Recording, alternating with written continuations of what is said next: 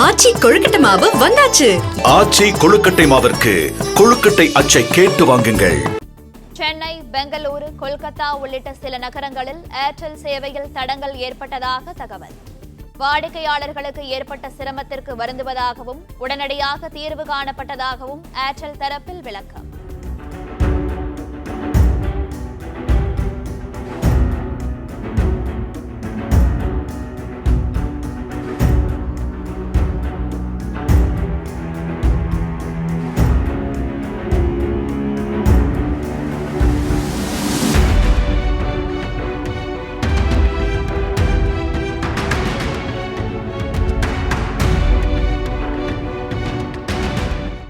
ஆச்சி கொழுக்கட்டை மாவு வந்தாச்சு.